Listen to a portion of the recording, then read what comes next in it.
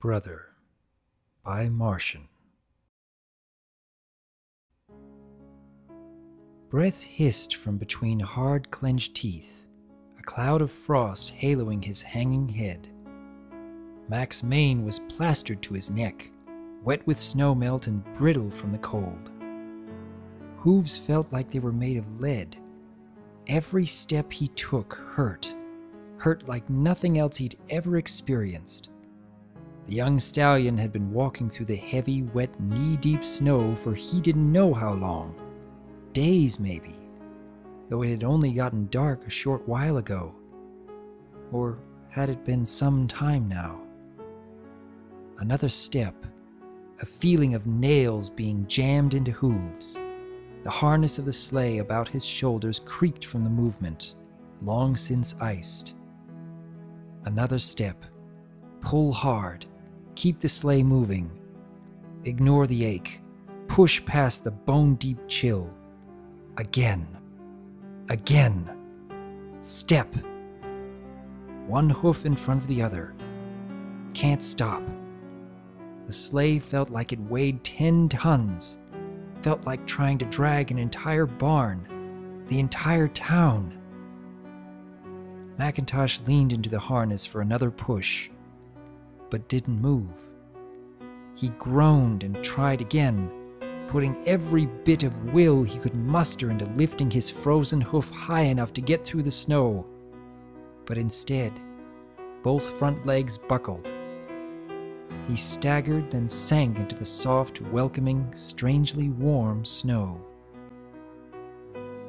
They had spent the week at Aunt and Uncle Orange's lavish home in Philadelphia on invitation. Macintosh had been there before as a young colt with Ma and Pa, but it had been a first for little Applejack. Matter of fact, it had been the first time the 4-year-old filly had ever been out of Ponyville. The crowds and bustle and fuss of the big city had been at once terrifying and exhilarating. So many things to see and do. So many ponies for her to meet. The city would leave an impression of energy and excitement in her young mind. But as things go, so too did the two Apple siblings. Home was calling, and the unusually warm January weather was coming to an end, heralded by the darker clouds starting to form on the far horizon. If the two waited too long to leave, they might have had to wait days before the roads were clear enough to travel.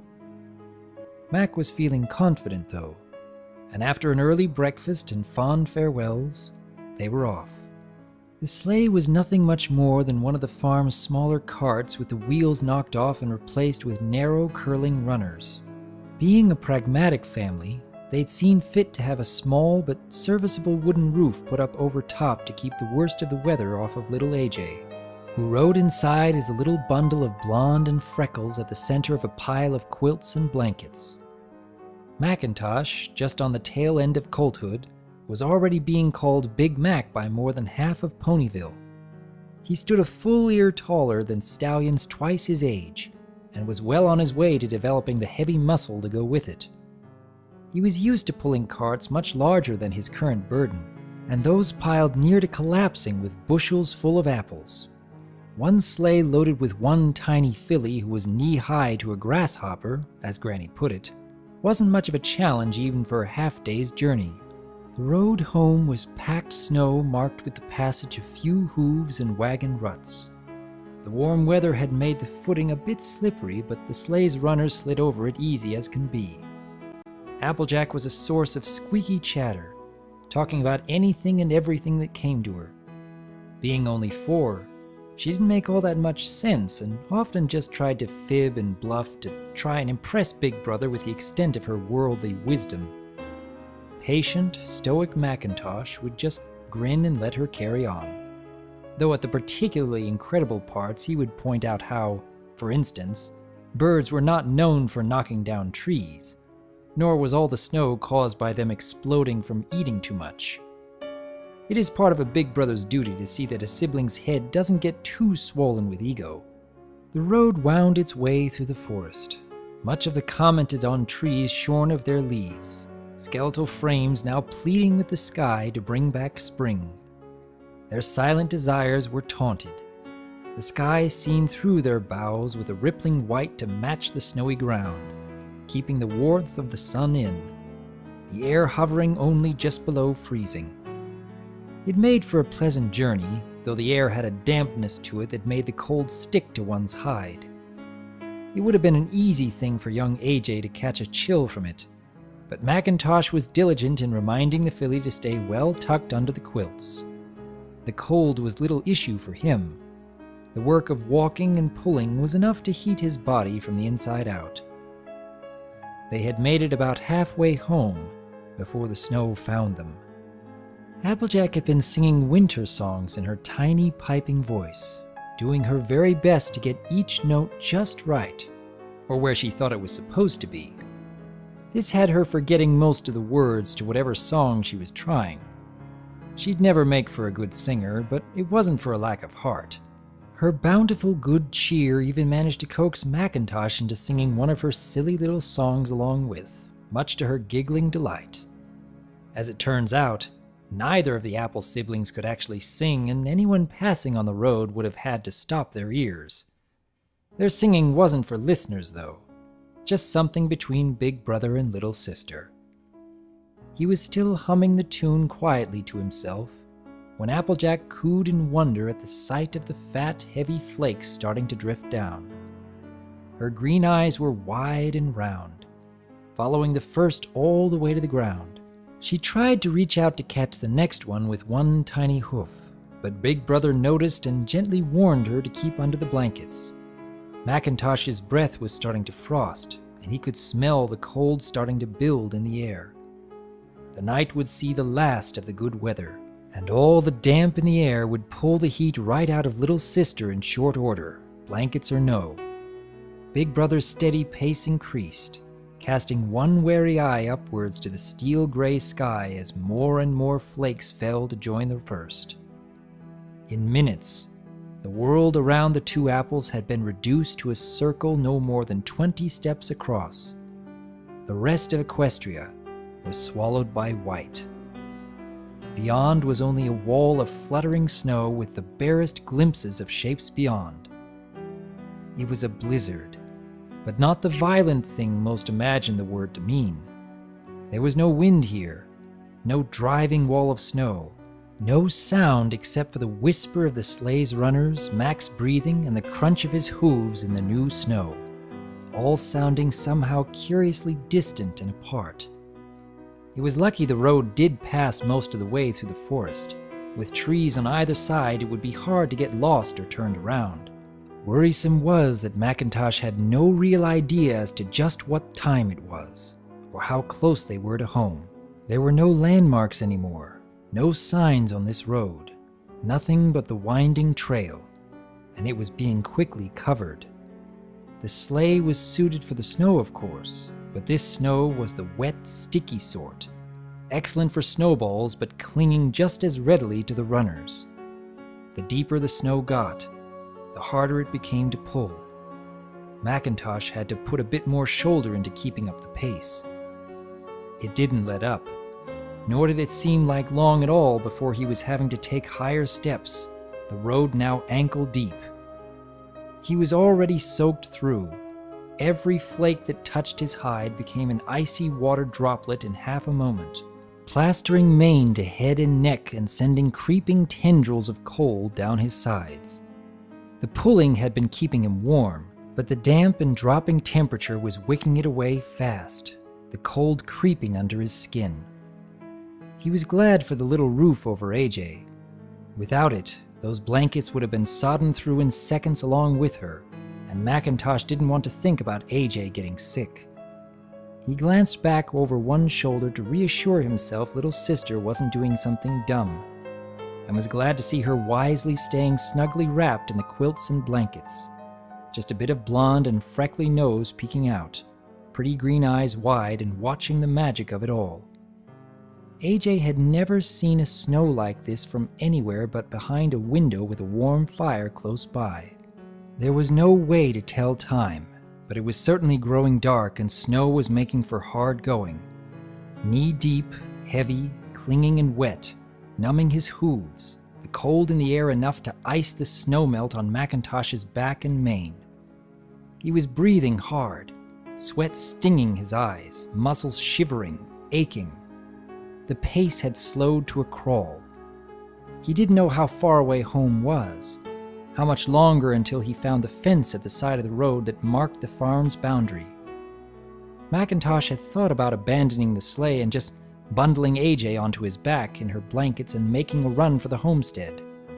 But the snow was still falling, was still terribly wet. The sleigh's roof was all that was keeping her safe and dry.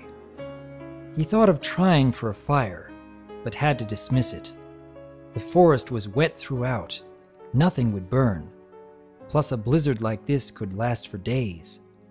Even if they made a fire, they'd need a proper shelter and some way to keep said fire lit. He had to keep pressing on, had to keep moving. Macintosh couldn't stop. Something bumped against his head, and again, he felt so warm, like the entire world was a hot bath, every ache forgotten.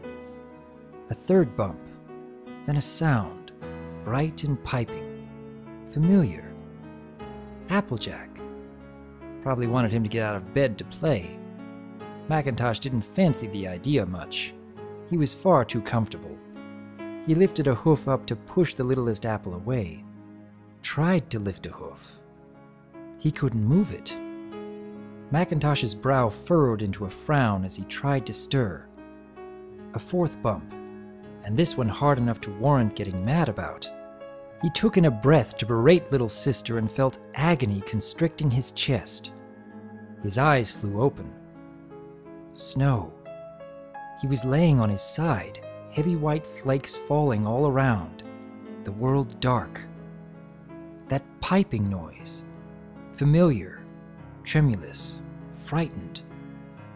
Big Mac searched with his eyes and found the source, all blonde and freckles, big round eyes worried and watery with tears.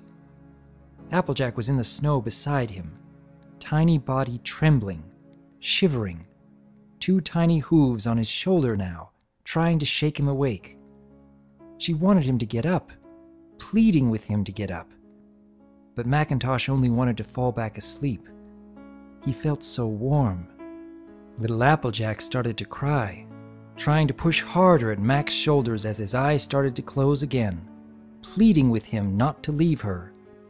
Macintosh wanted to hush her gently, to tell her that he just needed to rest a second, a quick breather to get his strength back. He wanted to tell her that he'd never leave her, but something in the back of his mind knew that was a lie, that if he let himself fall asleep, he would be abandoning his little sister to the cold. The shock of that thought hit Macintosh like a sledgehammer, driving a white-hot spike into his heart. He was suddenly struggling, eyes shooting wide again, breath streaming from his clenched teeth in huge gasps. He wanted to scream. He wanted to scream with every iota of his being in absolute rebellion to that thought. He wanted to bellow and rage against the clouds, rage against the night. Big Macintosh wanted to kick down the sky itself for daring to threaten his sister. He was up again, eyes hot with fury at the world, at himself.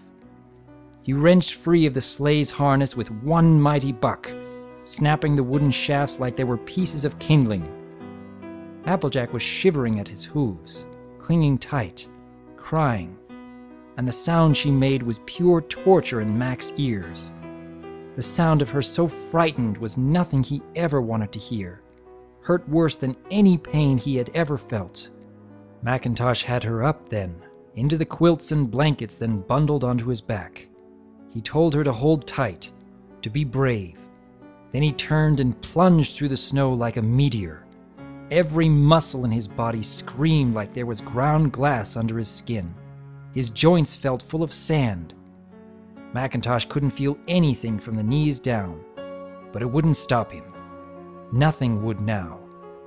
The idea that he had been so close to leaving AJ alone drove him on with the energy of a mad thing. Big Macintosh would have walked through walls to keep her safe. He would walk across fire. He would climb mountains at a dead run if he had to. He would never abandon family. Never. Never. The world was a blur of snow. Time had no meaning.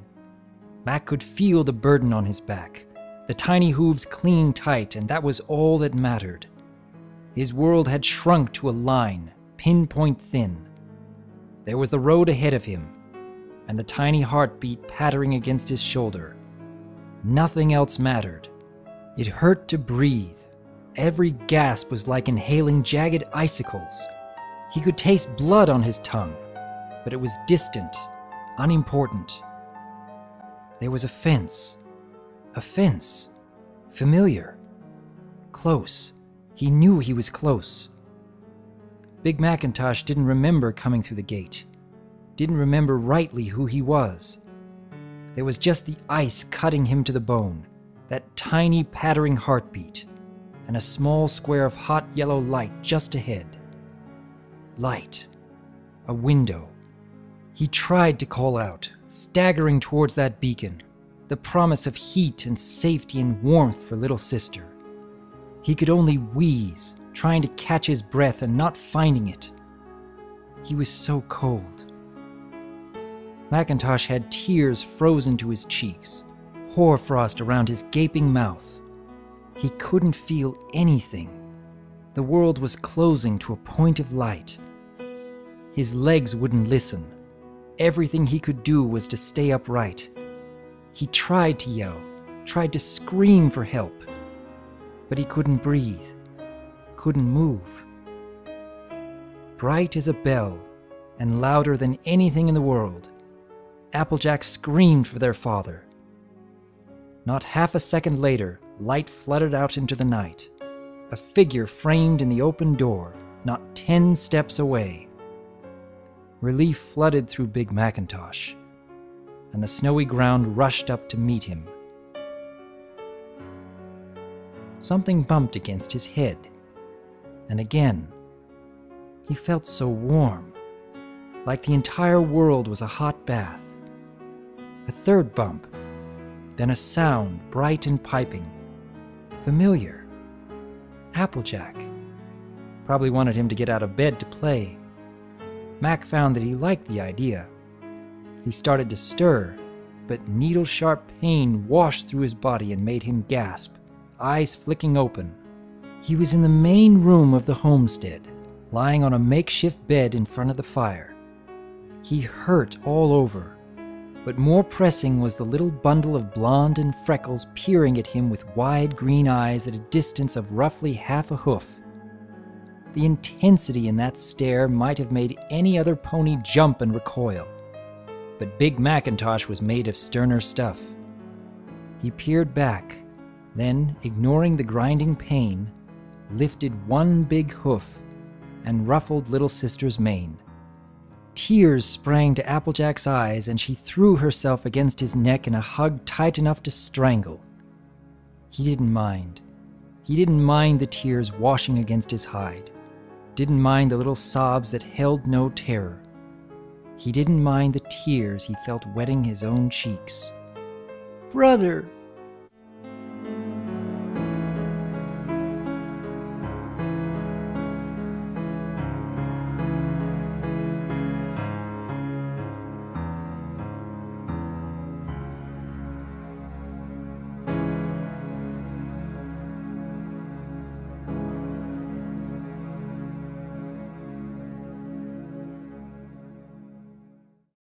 That was Brother by Martian. Now here's a story that I would love to be part of the show's canon. It would give so much more depth to Big Mac as a character. But even more than that, I found a lot of inspiration from his struggle. When the world's strife is coming down all around you, endless trials sapping your strength, bringing nothing but pain and torment, when you feel the desire to let go, to give in, think of those who depend on you, whether big or small, old or young. Think of what would happen to them if you gave up. Sometimes that thought can give you more strength and determination than anything else in the whole world. Let us learn from Big Mac's example here, standing firm against the most bitter struggles, all for the sake of one he loves and protects.